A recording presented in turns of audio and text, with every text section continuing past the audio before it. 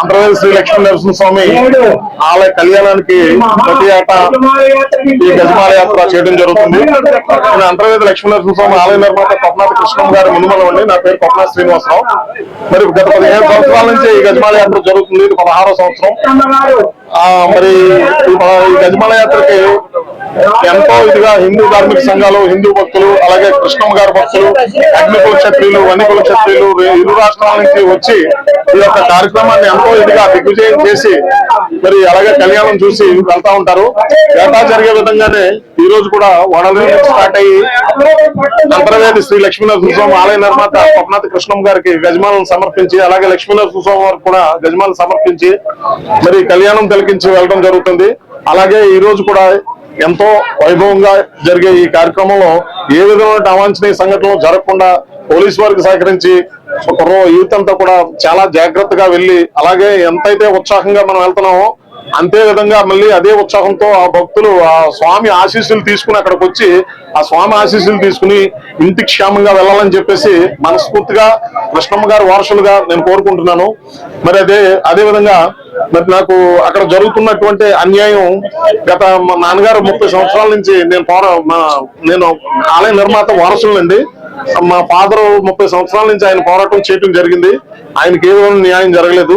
DC కోర్టులో deputy commissioner గారు 2008లో మేము 2006లో 30/87 యాక్ట్ ప్రకారంగా మేము కోర్టులో కేసు వేస్తే 2008లో జడ్జిమెంట్ ఇస్తూ 2007లో 33/2007 అనే అమెండ్మెంట్ ని ఇంప్లిమెంటేషన్ చేసి దాన్ని బేస్ చేసుకుని ఆర్డర్ అవ్వడం జరిగిందండి. అది కూడా చట్టవిరుద్ధం. అది డీసీ గారు మాకు డిప్యూటీ కమిషనర్ గారు నేను రిటైర్డ్ అయిపోతున్నాను, నేను నెలాఖరిని నేను జడ్జిమెంట్ ఇవ్వకూడదని మాకు ఆర్గ్యుమెంట్ లో చెప్పడం జరిగింది.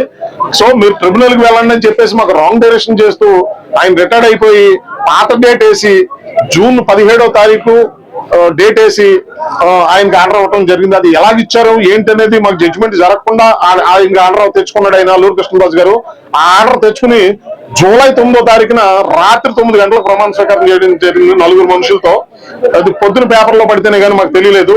ఈ విషయాన్ని నేను ఎప్పుడు కూడా క్షుణ్ణంగా చెప్పడం, మీడియాకు ముందు కూడా 2-3 సార్లు ప్రెస్ మీట్ చెప్పడం జరిగింది. అయితే ఇప్పుడు మన పవన్ కళ్యాణ్ గారికి కానీ ప్రభుత్వానికి కానీ క్షుణ్ణంగా నేను పేపర్ రూపంలో చూపించాలని చెప్పేసి అపాయింట్మెంట్ దొరికితే చూపించడానికి నేను సిద్ధంగా ఉన్నాను.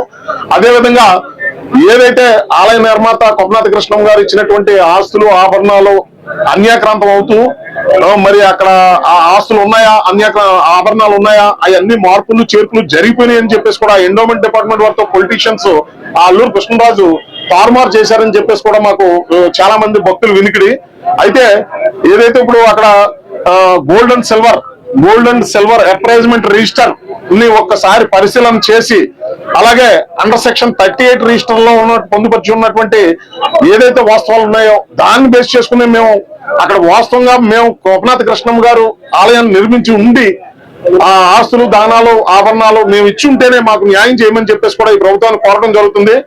అటువంటప్పుడు ఆ యొక్క రిజిస్టర్లను ఒకసారి పరిశీలన చేసి ఏదైతే ఇప్పుడు పవన్ కళ్యాణ్ గారు రావడం జరుగుతుంది 30వ తారీఖుని, ఆయనకు కూడా కోరుతున్నాం మేము.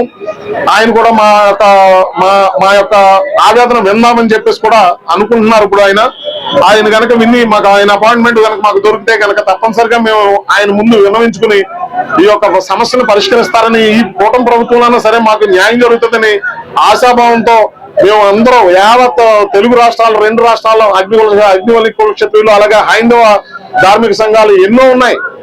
ఆల్ హిందూస్ అందరూ కూడా ఎప్పుడా అని ఎదురు చూస్తూ ఉన్నారు.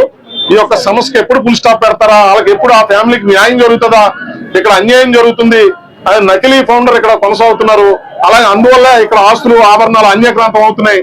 సో అటువంటిప్పుడు ఆ యొక్క కుటుంబ ఏదైతే సుప్రీంకోర్టు ఇచ్చిన జీవో ఉందో ఆలయ ఆస్తులు గాని ఆభరణాలు గాని కాపాడాలంటే ఏదైతే ఫౌండర్ ఆలయం నిర్మించి ఉన్నారో వాళ్ళ ఫ్యామిలీ మెంబర్స్ కి ఇస్తేనే అది ఆ ఆస్తులు అన్యాక్రాంతం అవ్వకుండా చూడే పరిస్థితి ఉంటదని చెప్పేసి మరి న్యాయస్థానం సుప్రీంకోర్టు మరి ఇవ్వడం జరిగింది.